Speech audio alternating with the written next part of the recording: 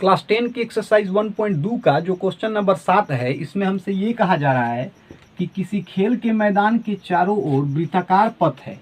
इस मैदान का एक चक्कर लगाने में सोनिया को 18 मिनट जबकि रवि को 12 मिनट लगते हैं।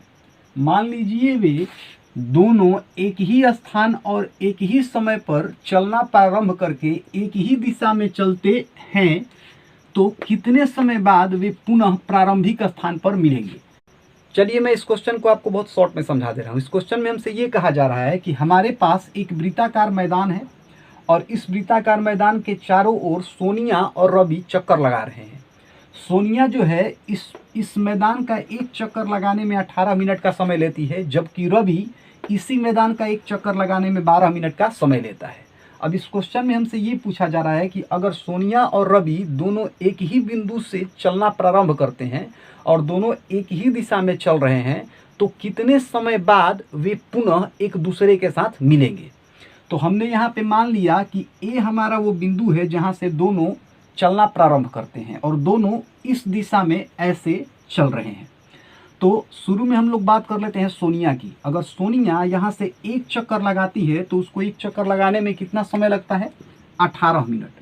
सोनिया को एक चक्कर लगाने में 18 मिनट का समय लगता है। अगर सोनिया 2 चक्कर लगा रही है तो उसे 36 मिनट का समय लगेगा। अगर वो 3 चक्कर लगा रही है तो उसे 54 मिनट का समय लगेगा। अब बात कर लेते हैं रवि की।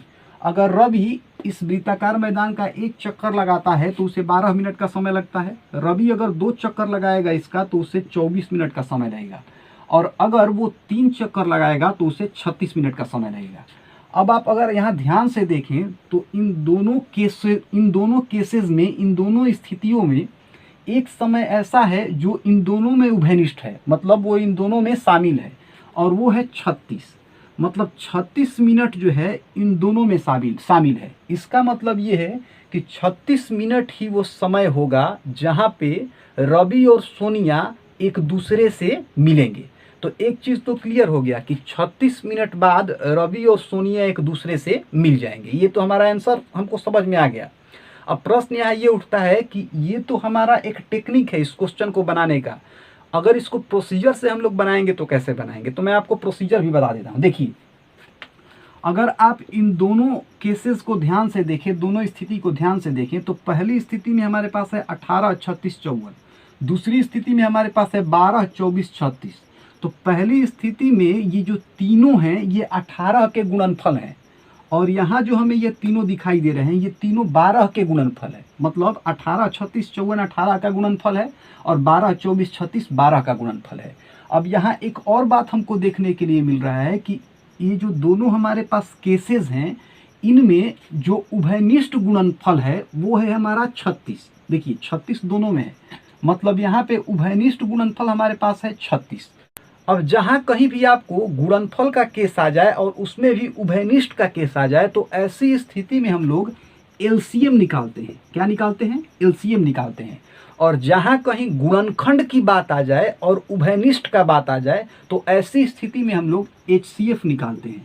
तो यहाँ हमारे पास अभी फिलहाल गुणनफल का केस है और उभयनिष्ठ का केस है।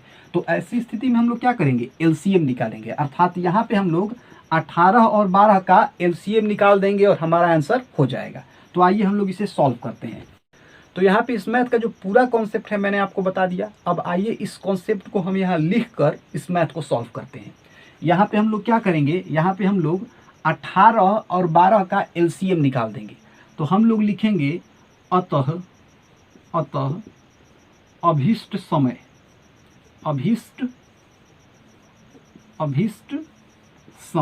बराबर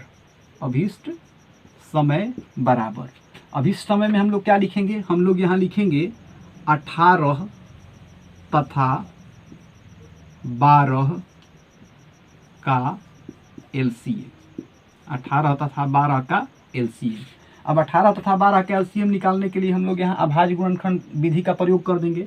तो अगर 18 का हम लोग अभाज्य गुणनखंड निकालेंगे तो हमें मिलेगा 2 गुना 3 गुना 3।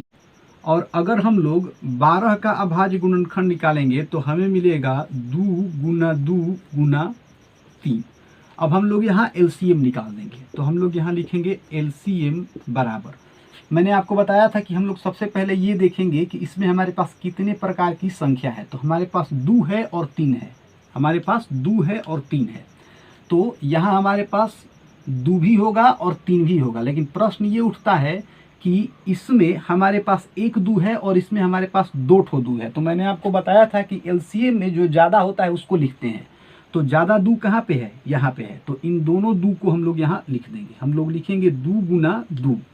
तो 2 का तो काम हो गया। अब बात करेंगे 3 की।